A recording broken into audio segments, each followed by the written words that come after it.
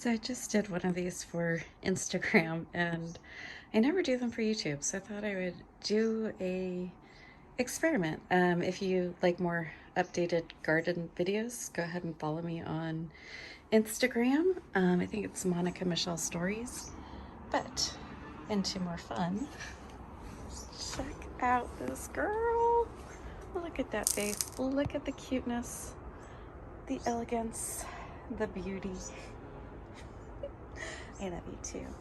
Now, I'm really hoping that pretty soon we're gonna get some wisteria up here. Fingers crossed it would be the first year it's bloomed. And over here we have the blueberries, which up and died. Don't know what happened there. Tobacco, if you grow it, please know the leaves are not something you should be chewing on, but it does make for the most beautiful scent at night. It is amazing. This is something my husband put on here. And this is part of the reason I married him. I mean, how do you resist a man who does that? We also have our backyard chickens who you're gonna meet in just a minute. And they're absolutely feathered velociraptors and help us if they ever get bigger or opposable thumbs, we are done for. These are my David Austin roses and I had to cut them all the way back this weekend. It broke my heart. But if you follow me, you'll definitely get to see all of this come back. It comes back really fast, but it is stunning. Those are some angel trumpets in the back. I do keep that closed off with this gate. I do have a lot of poisonous plants, edible or eaten. Sorry, they're certainly not edible. Please don't eat these. And I keep them all kind of locked away, but they are beautiful and they smell amazing. And these peaches, funny story, I didn't think we got peaches this year. The peaches that were, the peach blossoms that have been exposed were part of a cold snap and they all died. So I thought we're going to get peaches this year, but these guys were buried in this Lady of Shalott rose and they somehow made it, which is kind of crazy. And look, we got figs. I am thinking either a burrata fig pizza or just figs, honey, and cheese. Tell me below what you think I should do with those figs, because we don't get a lot of them, so I have to be really, what's the word? I have to be kind of picky about what I do with all of our produce. I daydream about the time when we can come out here and just pick everything and just eat it like we have a ton more of it. We're not there yet. We'll see, but what we do have are these. They are not bananas. Give you to the count of 3 before I tell you what they are. You can write it in the comment section if you think you know. I'll give you the hint that they have bright pink flowers.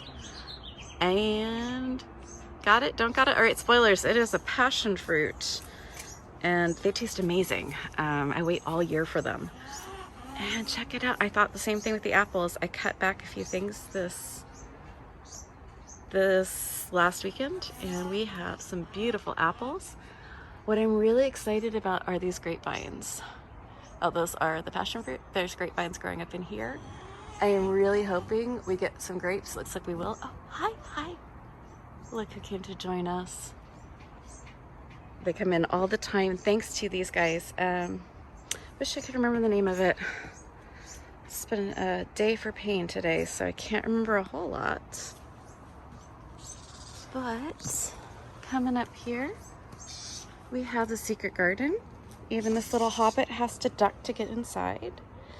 And you might be kind of wondering how a disabled person managed to have a fully functioning suburban farm. Oh, look at the panther. Look at that panther. Isn't he handsome? I got to have all this because of my mom. We live in the suburbs. We do not have an HOA, so I do get to have my chickens. Thank goodness. And we have, everything is edible. So everything you see here is either edible or it is poisonous. Yes, that's fair. Or it actually adds to the biosystem of our area. So everything here attracts hummingbirds, bees, or you can eat it. A lot of the times both.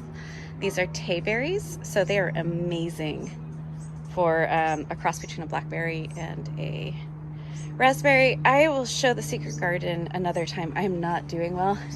Unfortunately, this space is not wheelchair accessible. It is cane accessible. and I'm just not doing well. I'll also, I have another video, I'll link it in my descriptions. This is my studio. It is a thing we bought from Home Depot. It is a shed. It is gorgeous inside, especially when I can get to it. Usually gives me an extra 10 minutes before my kids can find me up here. But it is just desperately lovely, and this guy loves it when I go in because he gets to hang out with me. This fenced area in the back is called the chunnel. It attaches to the chicken's most beautiful little shed here. This is one of the only things original to this backyard was this shed. We did put in the French doors. We bought them at a restore. The spider webs are entirely free and locally sourced. And that's the chicken coop. The whole thing is for the chickens. And then there's a little spot. Let's see if I can still move over this way.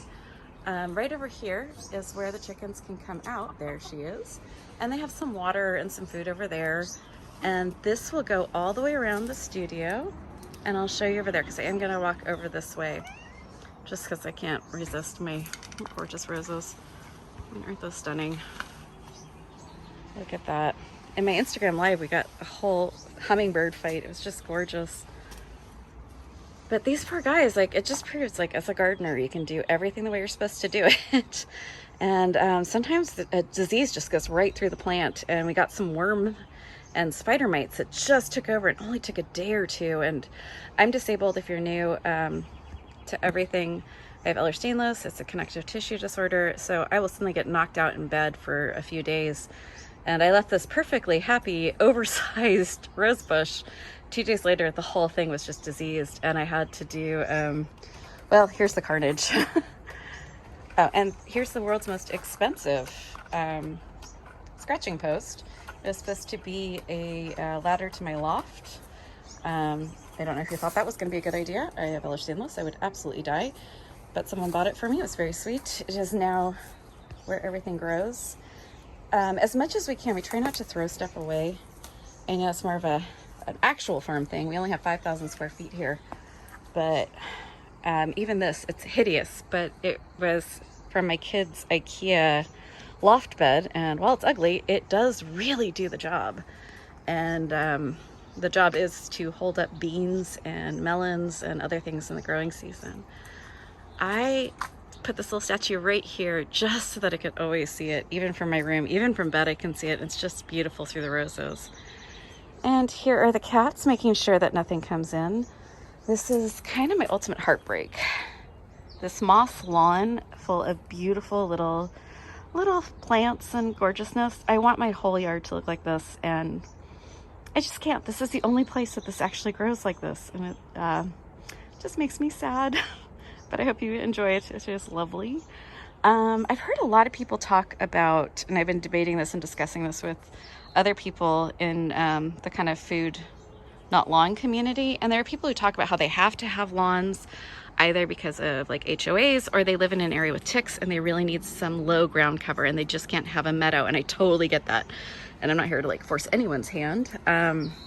What I can say is if you kind of want to have more biodiversity, you want to help out the bees, and you don't want to put a ton of chemicals or work into anything, just tilling the soil in your lawn and just throwing in clover seeds. They don't grow very high. They're incredible they're beautiful. The bees love them, and they feed your ground. So even if you just want to take a small break from a lawn, it will help your ground recover from that. All right, one last look over at the fountain. And then I really have to get back to bed. Thanks to the US healthcare system and the misunderstanding of opioids as pain medication, I am not doing great. And I really need to rest. And if you want some clarification, please feel free to listen to the podcast, Invisible Not Broken.